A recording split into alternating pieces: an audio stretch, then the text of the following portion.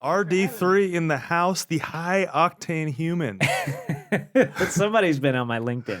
You know, when you have a name like high octane human, you know what? It's a superhero name. There's like a summary. You need you need something snappy. You need something with a hyphen in it. High octane human seemed like it fit.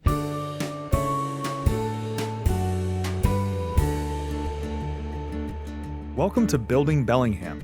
This is your host, Leo Cohen, and today I'm incredibly excited to sit down with Ray Deck III, founding director of Skookum Kids, the Bellingham Chamber of Commerce's CEO of the Year. Throughout our conversation, Ray shares insights into what makes him a strong leader of Skookum Kids, taking natural talent and purposefully developing leadership as a skill, planning, preparing, and surrounding yourself with high-caliber team members who are humble, hungry, and smart. Skookum Kids is built around a single big idea. It's an organization whose mission statement says it all. If we take great care of people, the mission will take care of itself. So we work really hard to make this a delightful place to volunteer and to be a foster parent. We believe in health for all, meaning that no person should ever have to sacrifice their own health to serve kids. That's not to say we don't work hard, because believe me, we do. But that healthy, happy, well-supported people get more done. So Ray Deck III, we have you here. You are the founding director and CEO of Skookum Kids, and we're going to dive a little bit more into what this means, because this has been a journey for you. Tell me a little bit about Skookum Kids. What is it? Yeah, How did you create it? What does it stand for? So Skookum Kids is a foster care charity. One of the things that was a unique challenge for social workers and foster parents in Whatcom County. When kids came into foster care, there was no good plan for where they go. So, you know, the phrase we use sometimes is they're coming in hot, right? Mm-hmm. So they're coming from somewhere unsafe. DCYF, that's the agency of state government that handles foster care, they're completely unprepared. They are flat-footed. They didn't know anything about this child.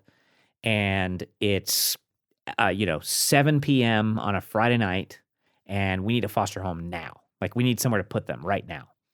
And every community has this problem, right? Kids come into foster care often, middle of the night, weekends, holidays, very inconvenient times to try to put them in a foster home.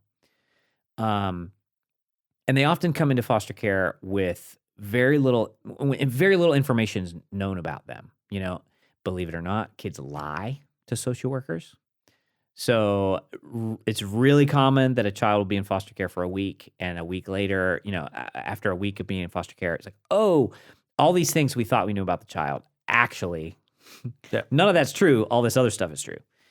So this creates a condition where we call it the 72-hour problem, which means the challenges of caring for the child in the first 72 hours are very different than, caring for the child every day after that. So once they're settled in the home verso like that intake period where it's like, where do they go? Intake, is often a word that's used to describe it. So that's what we got started doing. It was like, let's solve the 72-hour problem. Let's give children a soft landing in foster care. So we do that. And then also the other thing we do, which I can explain why we got into it, is we help families who want to become foster parents. We train them, we license them, and then we support them. It's amazing. But this is not just the only thing that defines you, because the point of having you here is we want to know more about the other dimensions of who you are, the dimensions of what's actually inside that beard. Is it birds? Is anxiety? Anxiety. So tell me a little bit more about yourself. Sure. Who are you? Where are you from? Why are you here? Yeah, grew up on the East Coast. So like I say, my family's West Virginians, back 6 generations. My immediate family, my 2 brothers, my parents and I are the first Decks since coming from the old country to leave West Virginia. It was a big family scandal when we moved to North Carolina. But I think of North Carolina as home. That's where I, was a teenager, and we moved there when I was 12. And then went to college in New York, college and grad school, and then I got a job in Bellingham. So I moved to Bellingham for work.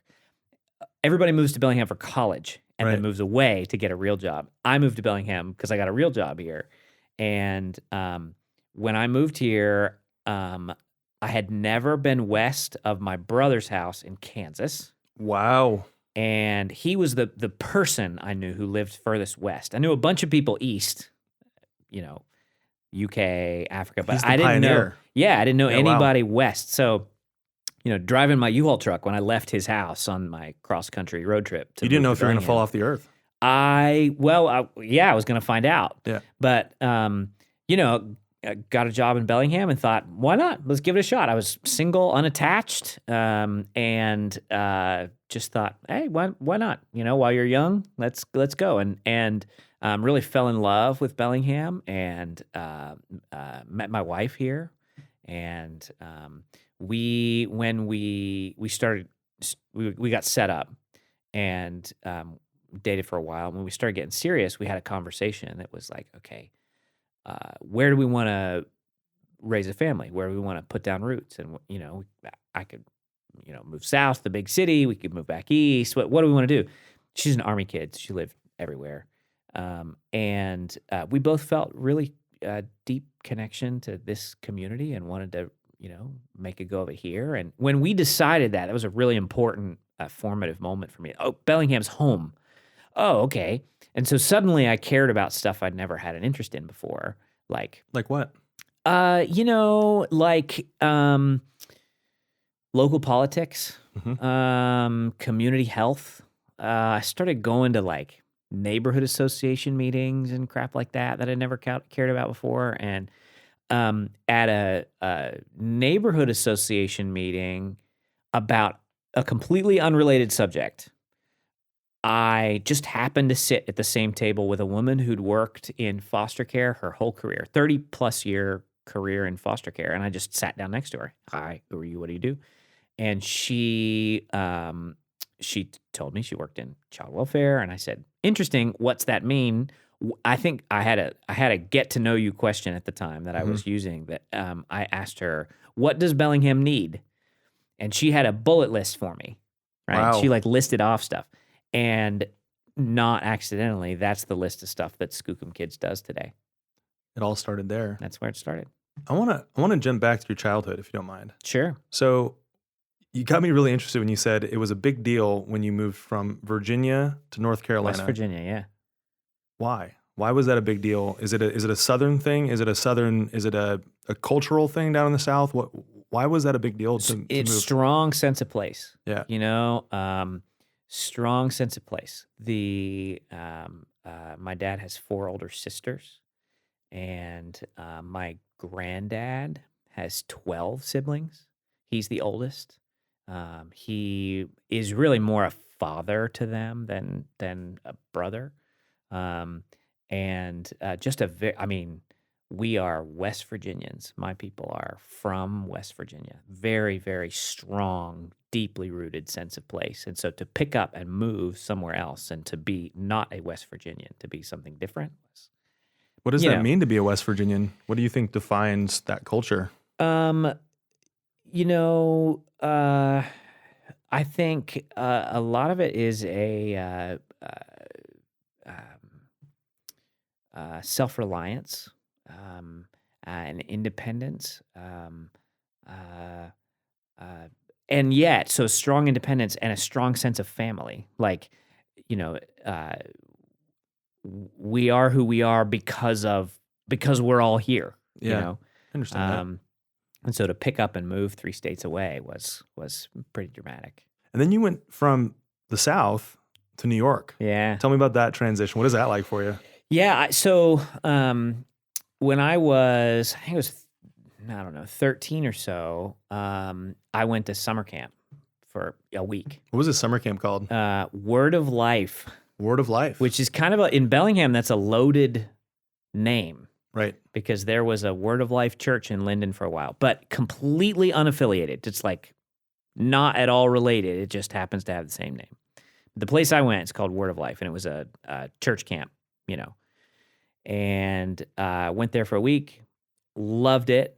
I'm a camp person. I kind of became a camps person. I was a camper every year until I was old enough to be on staff. And then I was on staff all summer every year until I graduated from high school. And my parents were very big on, kids should grow up and leave the nest. You should go, Yeah. And so I turned 18, moved out, and didn't come back, And so I got my first job out of high school, really was at camp. Was it a camp director by chance? The official title was staff coordinator. So it was kind of like HR. So I hired and managed about 120 or so high school and college kids. And you were 19? I was. Yeah. You were 19 and you were managing Yeah.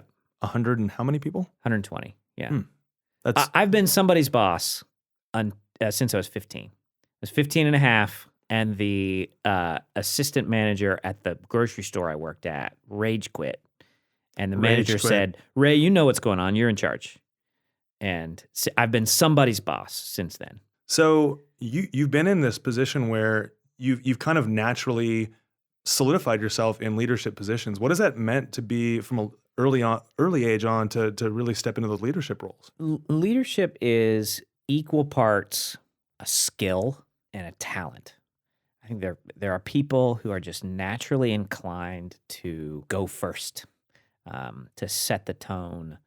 And also, it's a learned behavior. There are plenty of people who have that talent who never figure out how to use that, for good.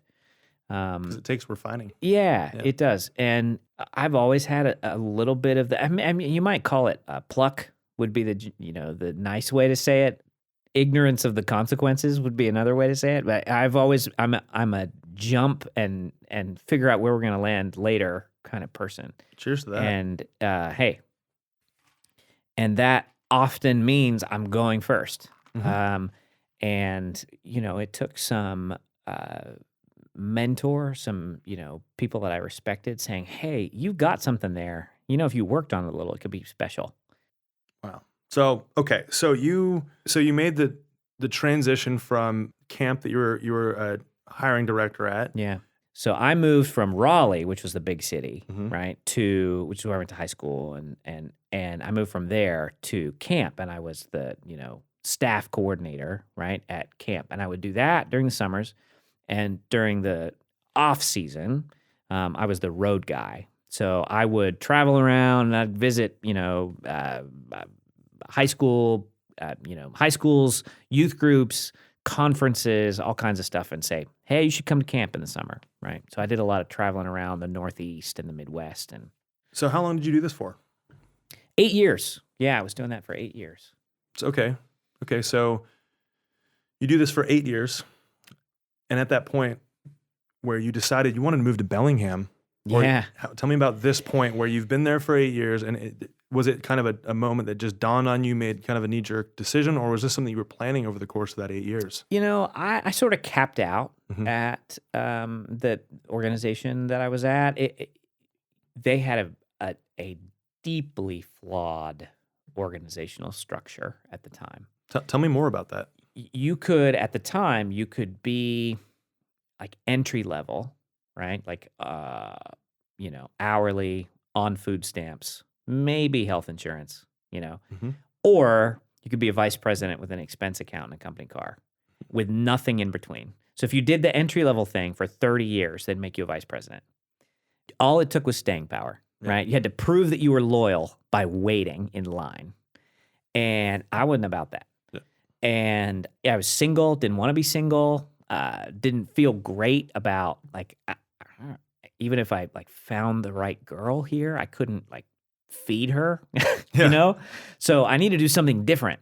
And so I started poking around, and I was, it was a camp and conference center and a few other things. And we had this conference that we did at the conference center that was it was for pastors. It was every year in the fall, and we added this component that a lot of people were really excited about. That was it was an extra couple day,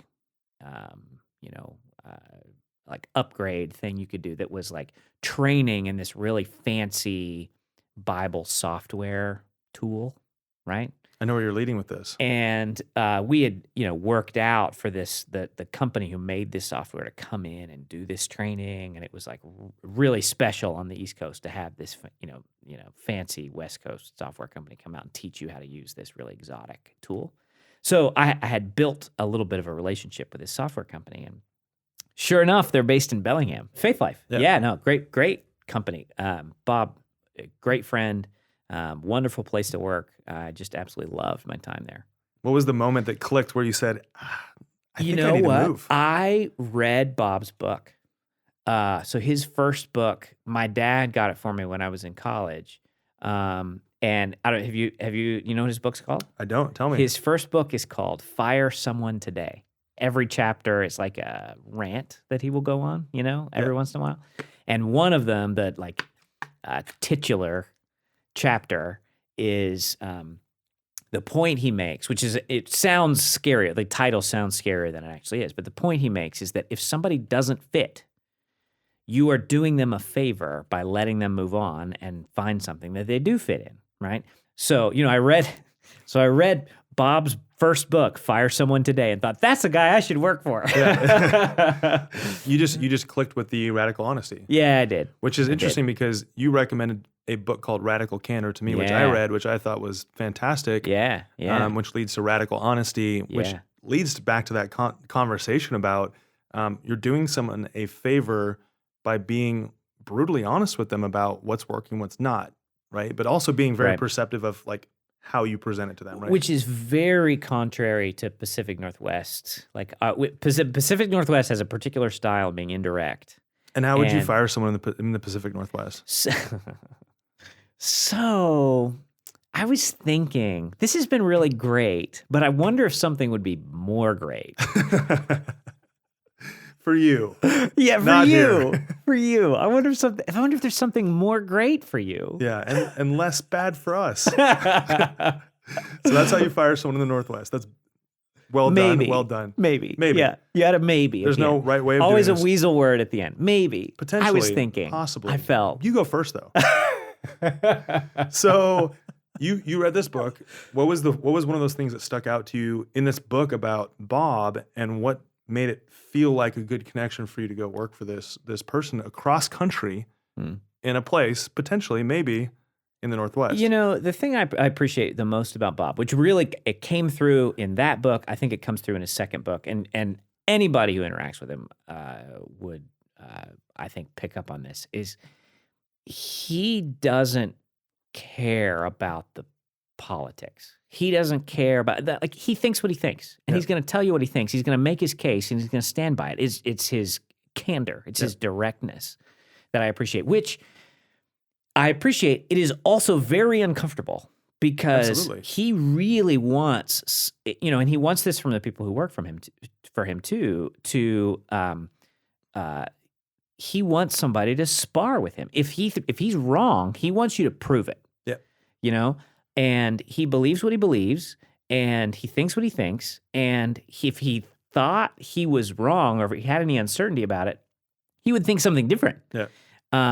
And he has I guess he does the work to inform his opinions, Mm-hmm. So when he expresses an opinion, it's not like it's just his gut, or that's what he's done the work to decide whether that's a good thing to think or not.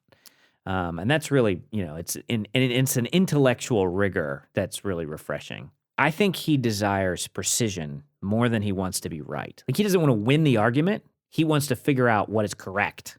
He's a mathematical Correct guy, is different than right, for sure. And he wants precision over,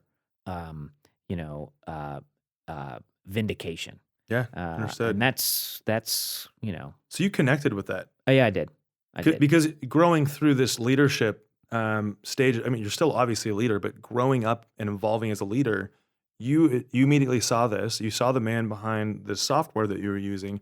You saw this book that came forth that some people might be offended by the title, but realistically, if you think about who he is and his intentions, you connected with that. And so then what did that conversation evolve into? How did you end up in Bellingham? How did you end up working at Faith Life? It was, so it started with, I need to be somewhere other than where I am right now. I think most of the time, at least in my life, the exit comes before the, like, what do I do next? It's not, I think it's really fashionable in our world to say everything was going great and I loved it and I was happy, but this thing came along that was just irresistible. Right. I've never had that experience. The exit has always, like, I've always become aware that an exit is necessary. Prior to your next move. Right. Yeah. Before figuring out, okay, well, how do I do that? How do I figure out and it started with anything but here. I got to figure out anything but here. And then when you make that decision, then it's okay, well, if not here, then where? Right. And then you make a list. And for me, it usually starts with, well, who do I want to work for? Who do I respect? What do I want to go do? What tools do I use? I tend to work in software. Before Skookum, I worked in software. And so it was, what tools do I use that I, think other people would make other people's lives better? And, let me see if there's something at those places if there's a slot in the team that makes the thing that I use, or if there's an opportunity to work for the person I respect, or something like that. It's more that. It's less like browsing openings on Indeed or something, Yeah, understood. Yeah. So what was your role? And what was that? What was that? Copywriter. Copywriter. Yeah. What does that mean to copy. be a copywriter? I wrote blog content. Mm-hmm. I occasionally wrote product descriptions. I occasionally wrote email. But this is I'm sure you've heard when somebody offers you a seat on a rocket ship, you don't quibble over which one. Mm-hmm. To me, it was that. It was like, I don't care what you want me to do. I want to be here. This is where I want to be. I wasn't a copywriter for very long, but that's what I got hired to do. How long did you do that role for? Maybe 18 months or so. 18 months. Yeah. So what was your moment of exit for that role? Like, what was that like for you? It was gradual. It wasn't a single moment. It was, Faith Life is a place, and I always tend to work at places where experimentation is encouraged, Mm-hmm. and where, nobody's going to slap your hand for working outside your role, for dabbling, and for, and I just got this knack for, you might call it, waking up dead leads, like dead, cold, icy, frozen, like no hope leads, like everybody else was ignoring, and I figured out how to wake them up. And that, what do you mean? It's like we had a name, an email address, a phone number, and nothing else, and hadn't heard from them in years. And you did some sleuthing. And we figured out how to turn them into a customer. And they'd bought one thing. They'd spent 99 cents on our platform 6 years ago, and we hadn't heard from them since, right? Dead, cold lead. And how do you turn that person into someone who spends $1,000 or more every year for the 10, 15 years, the rest of the decade? That's a huge skill. Huge, which is hard.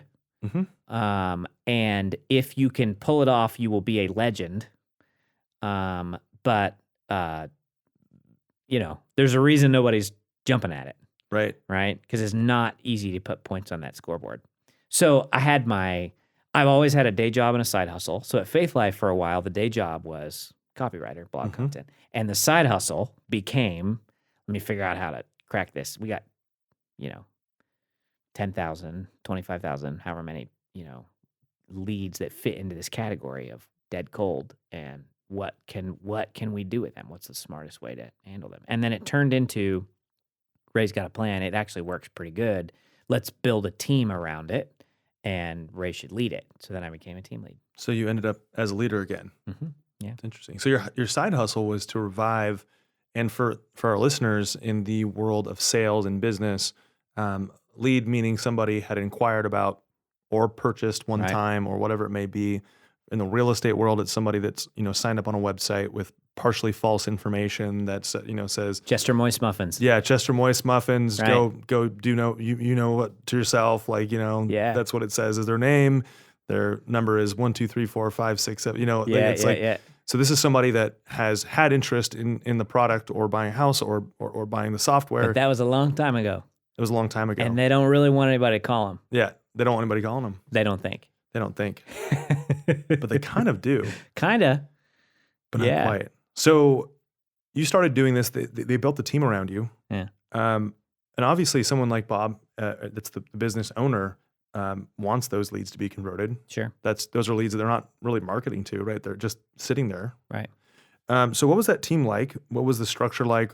How did you grow that team? Yeah. How long Yeah. did it take? Honestly, we were an island of misfit toys for a while. It was people who didn't fit other places. It became projects that didn't fit other places. It was not like, oh, this is the specific kind of work that this team does. It was more like, this team can figure out how to do stuff that nobody else wants to figure out. And so we called ourselves experimental projects. Mm-hmm. And what we did at first was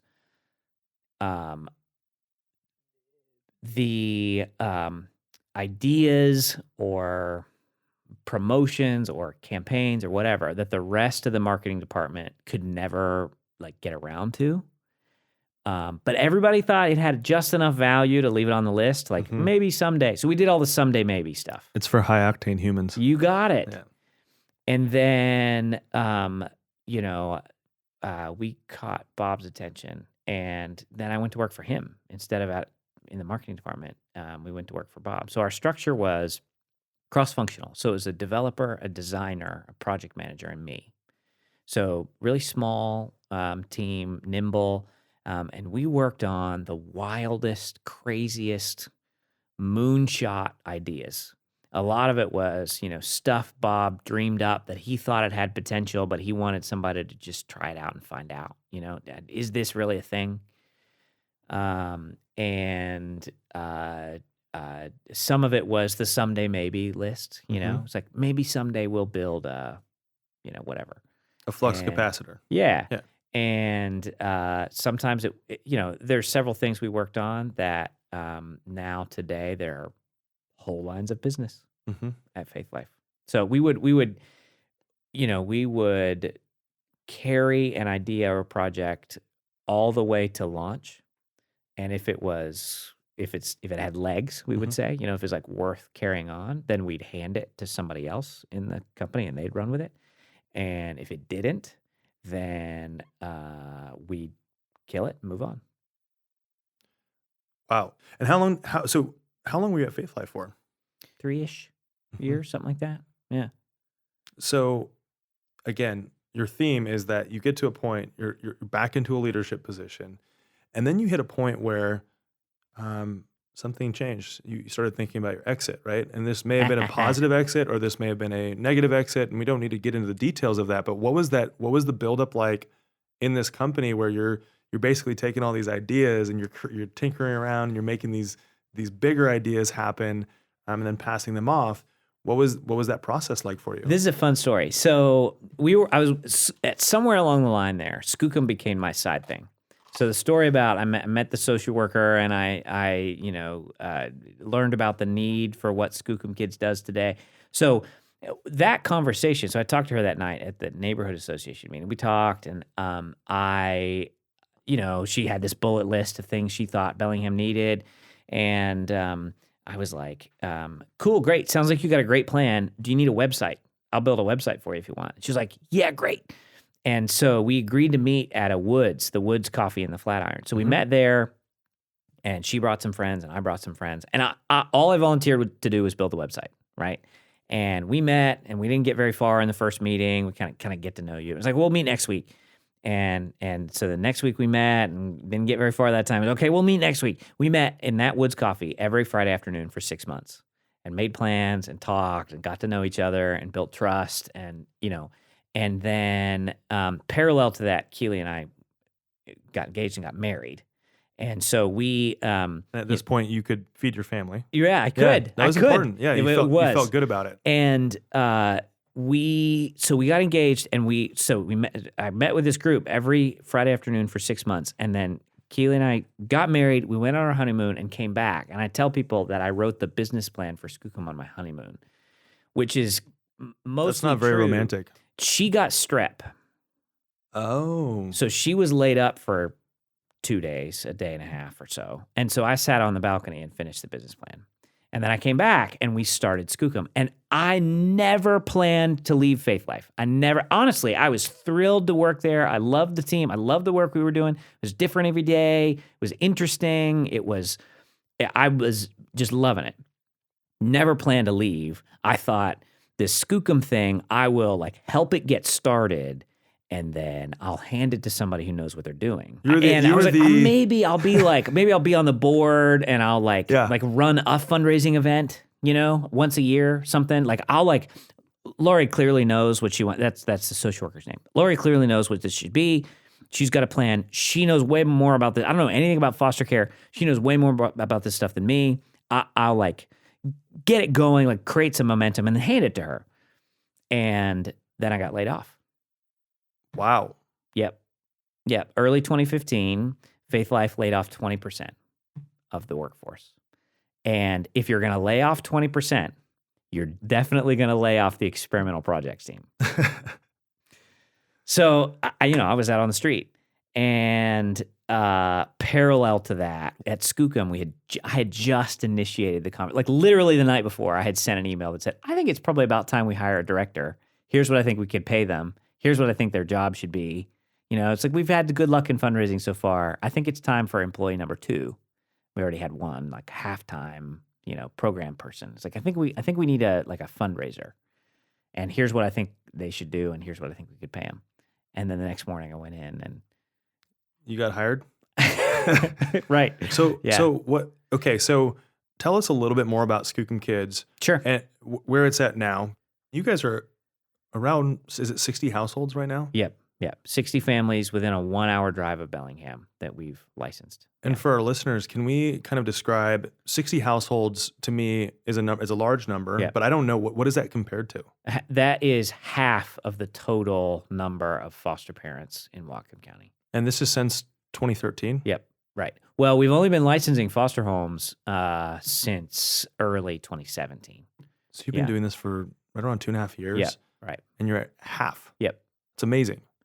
It's been a wild ride. We all have nosebleeds from the acceleration. Yeah, I'm sure. Tell me a little bit more about, I want to hear more about your day-to-day operations. Sure. So you've created the 72-hour solution. Yeah. You've created this amazing system for educating and is there a licensing process to become a foster parent? Yeah. So you've created this whole program to make the process a lot easier for the parents, for the kids. You're the connector, you're the glue. And we have this business group that we're in together. It's business, life, it's all of the above. Yeah. And I'm really grateful for that group. And we talk a lot about our day-to-day operations. And one of the things that I want to talk a little bit about is your productive day versus your unproductive day. What does that look like in Ray Deck's world? I think about it as a front foot, back foot. So, that's a little bit soccer terminology.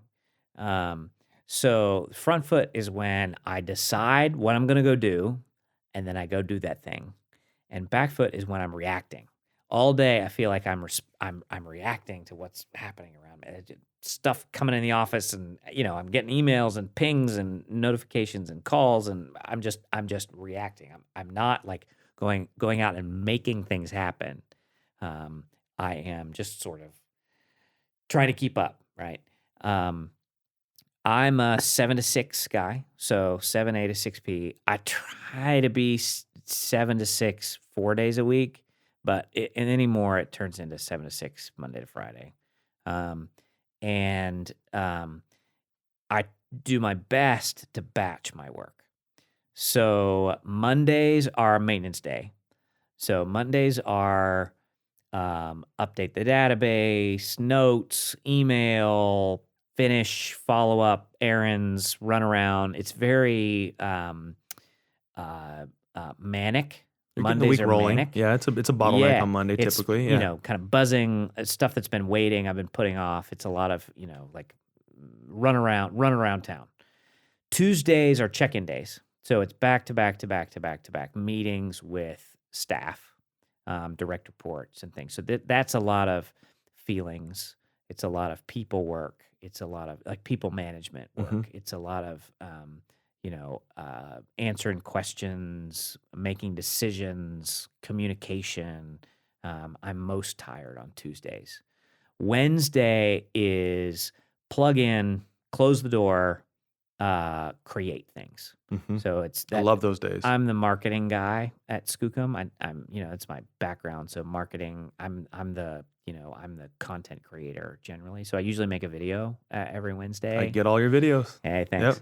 And it's load up the buffer queue. It's that kind of stuff. Email. It's plug in, create.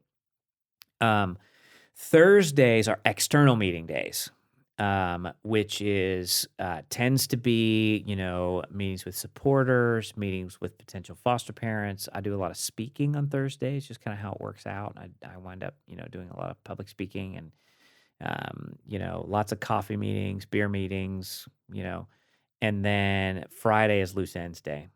So it's whichever day didn't go well, I get a second try on Friday. I love that. Yeah. So back to public speaking. I mean, Yeah. I've heard you speak. In fact, we went to your fundraising dinner, which was at Bellingham Technical College. Yeah, it was fun. One of the things that I had noticed about you when you're an amazing storyteller. You've got this amazing pace.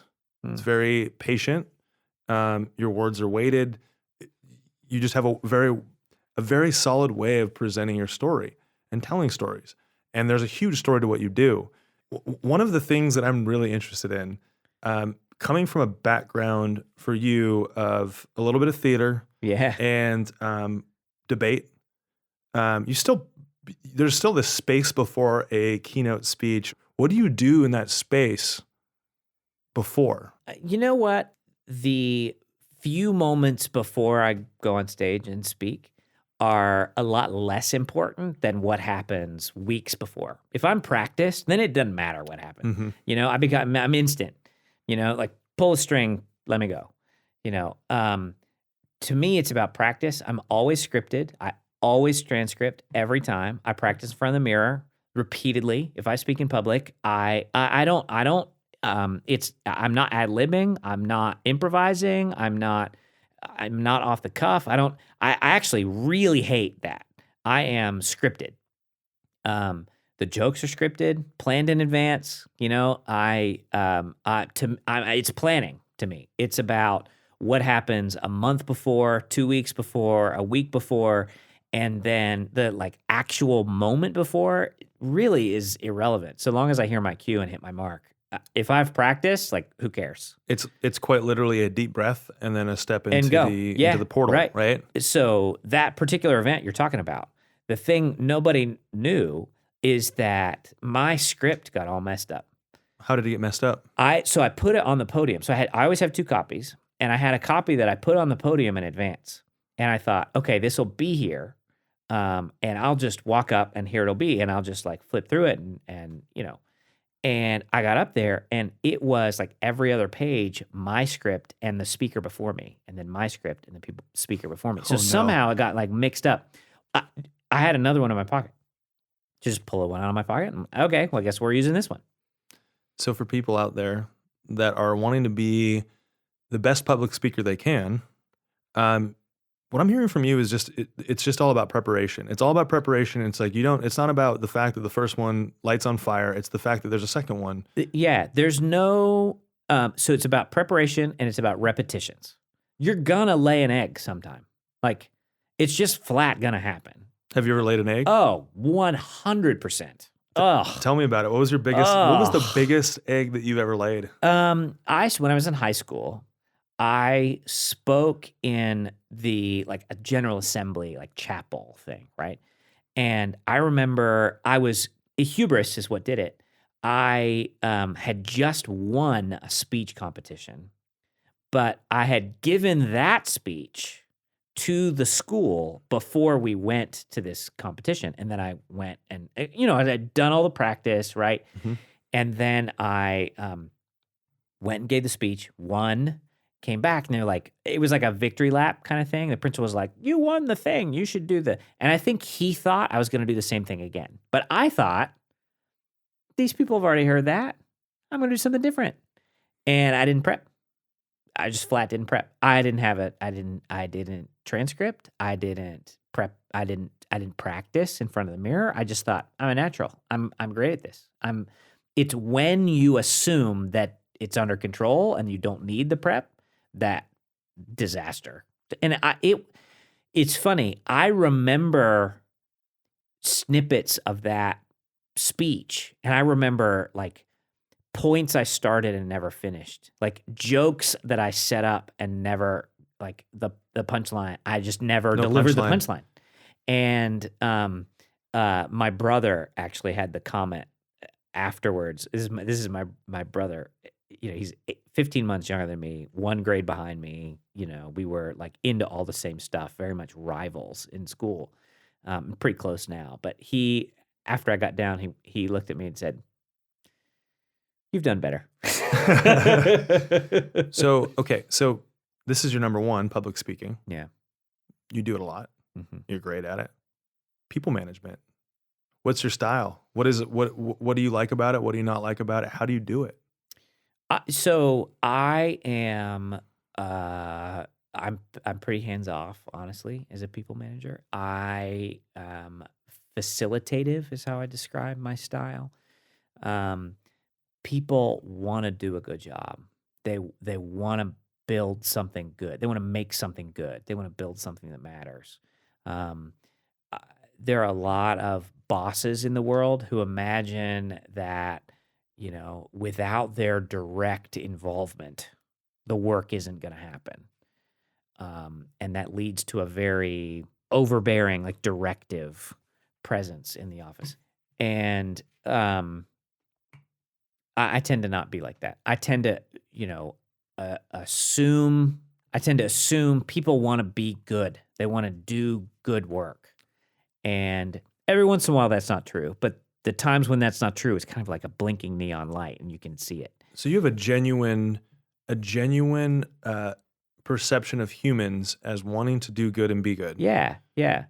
Assume the best. I think you start from that place, assume the best. And every once in a while, a boss needs to step in and just a little nudge and kind of steer and redirect. But most of the time, let people run. Like most of being a boss is getting out of the way.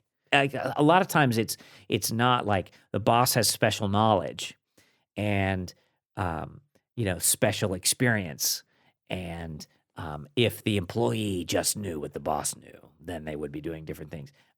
A lot of times it's, you get so close to the work and so you're so invested in it that you can't see it objectively anymore. And anybody, like literally anyone, could come in and see the thing. Like, you just happen to be the vessel. I just happen to be the one who's sitting there, right? Like, hey, wait a minute, did you notice, right? Which that requires a humility. Like, the worst bosses think that they have some like special gift or some special skill that no one else is capable of replicating, and that no, you need to check with me first because I'm the one special. person. I'm gifted, right? I'm the one, right? And like, I hate working for people who are like that, and I hate being that guy. Every once in a while, I think it's human nature to slip into that. That's hubris, right? And the truth is a little more that like hard things are hard for everybody, and the person who's been staring at this like puzzle and working it and grinding, they're just so close to it that their vision's distorted and fresh eyes. Mm-hmm. And that is, I think, the best bosses appear with fresh eyes. So for someone that's very skilled, there's a number of things that we've talked about that I know that you're very skilled at. For somebody like you that is also very confident, how do you deal with failure? How do you deal with something not going the way that you thought it would go? How do you deal with moments like that? um, the psychological challenge for me is to focus on the parts of my work product that I can control and not the results. We are a results oriented people, a results oriented culture where we tend to glorify, we interview on podcasts the people who have gotten good results. You probably wouldn't interview me if Skookum had run for 6 months and then closed. If I had done everything right and we hadn't gotten lucky, that might have been what had happened. Like we had a lot of really good fortune. And if not for the good luck, like if we didn't get the cards, it doesn't matter how good we play our pocket pair. And I think it requires a humility, and maybe a broadness of perspective to say, you know, the results, I'm only at max half responsible for these results. And it's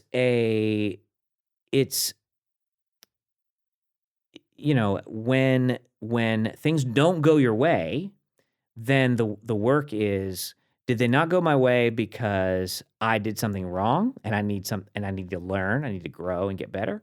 Or did they not go my way because I did everything right and I didn't get the breaks? I had bad luck.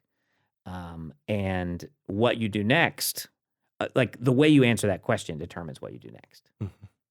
So you put it through that filter every time. And what is that for you? What has been the biggest failure in your career so far at Skookum Kids? Because we all, in order to get to the level that you are and that you will be and your organization will continue to grow to, you have to have big failures. Tell me about those. Yeah, 3 years ago, we managed to secure some multi-year funding to scale our foster care operation. So foster parent training, licensing, support. And, it was a pretty big award, a lot of money, mid six figures. The first half came free and clear. And then the second half came in two tranches, like two chunks at 12 and 24-month milestones based on certain growth targets. So the funding was so that we could grow. It was to create growth in the nonprofit world. That's called capacity building. And, it was like, okay, here's half. And if this has the result you think it's going to have, then in 12 months, we'll give you 25%. And in 24 months, we'll give you the other 25%. And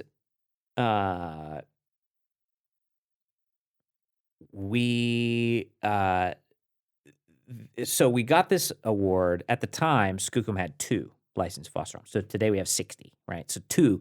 We hadn't really done it before.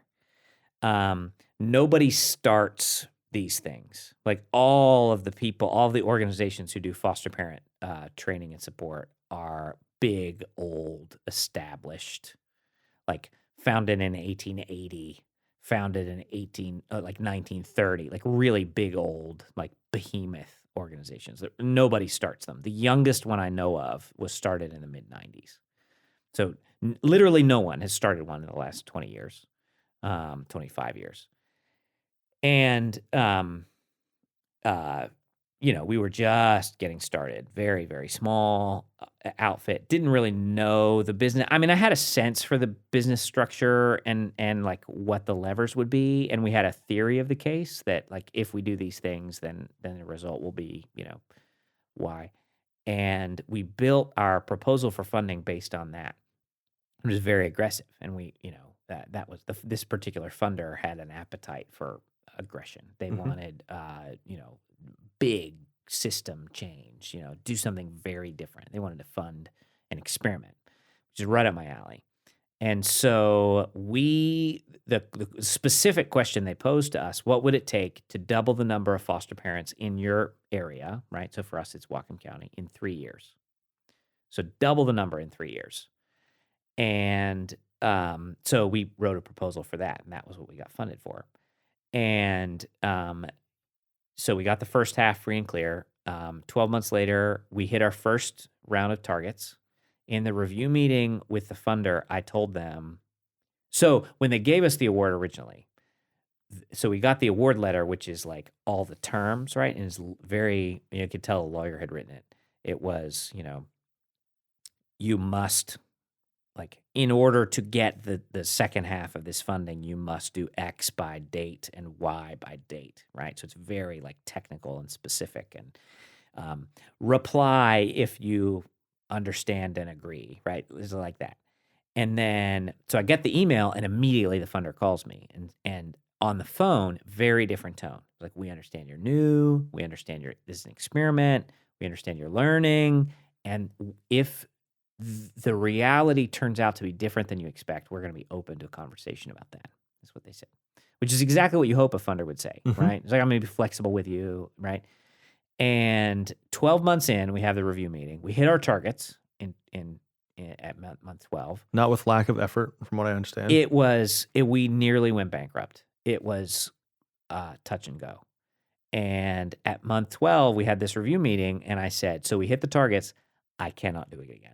I cannot repeat what we just did in the last 12 months. I cannot do it again. We are going to miss the 24-month targets. What do you want me to do?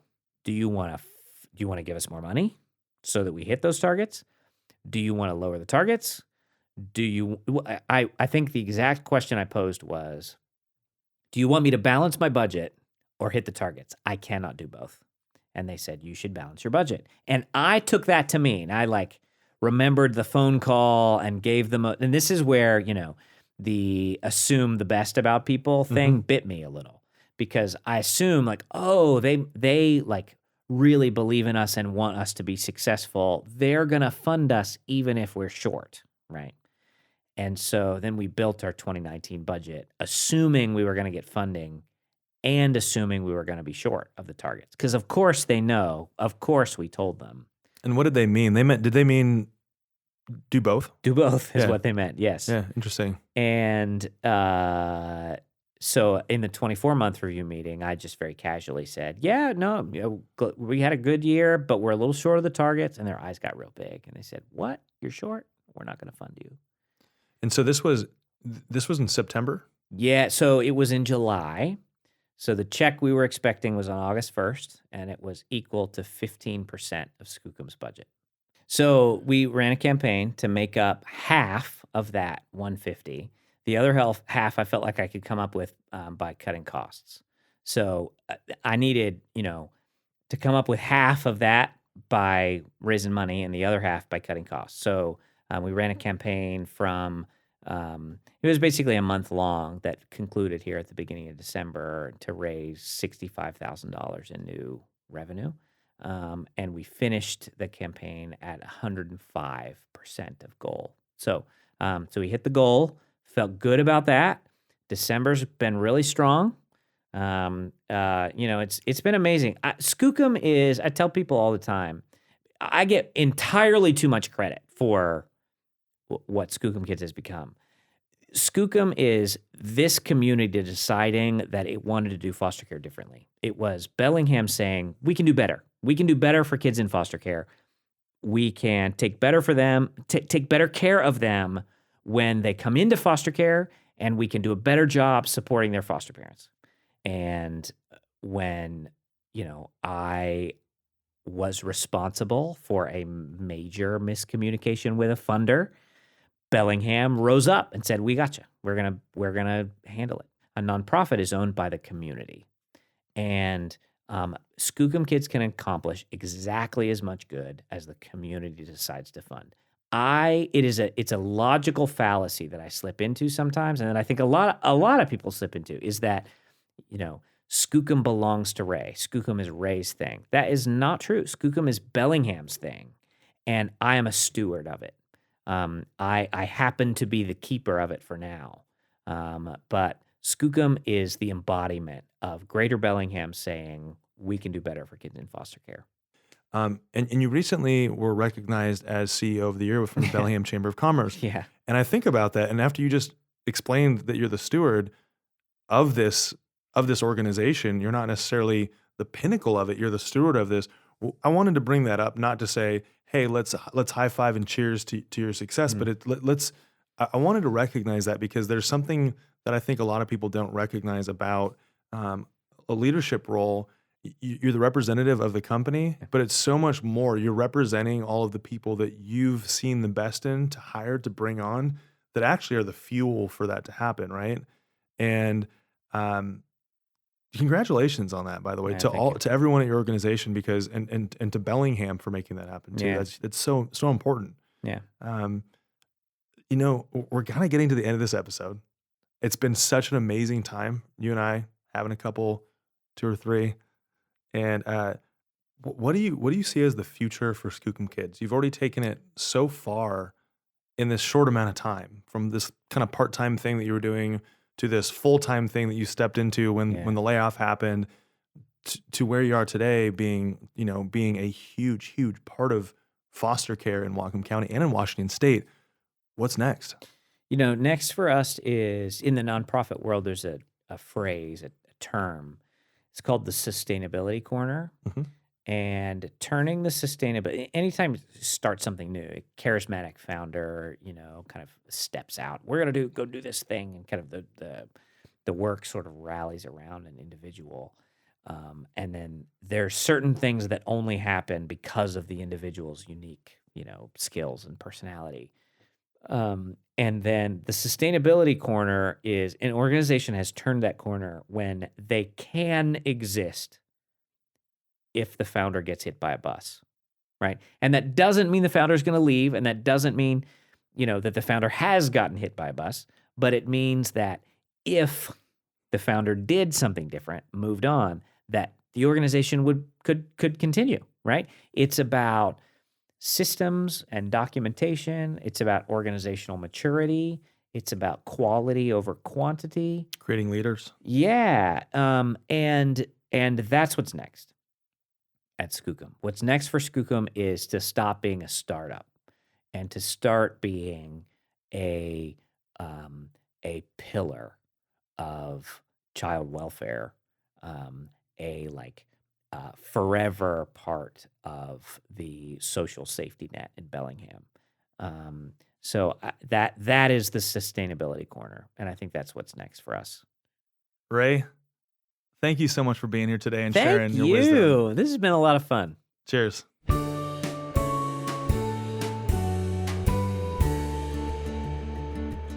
Today marks our last show of 2019. We made it, everybody. Thanks for listening, and thanks for supporting Building Bellingham and all of our amazing guests. For more information on how to get involved with Skookum Kids, you can visit www.skookumkids.org. You can find them on Instagram @Skookum Kids, or on Facebook. That's Skookum Kids, spelled SKOOKUM. For show notes and links, visit www.livebellinghamnow.com/blog. This episode was produced and edited by David Pender Lofgren. It was recorded and mixed by Andy Rick at Binary Studios. Our social media Jedi is Cooper Hansley. Our digital media producer is Tiffany Holden. Our theme music was written and performed by Aaron Guest. And our logo was designed by Sam Vogt.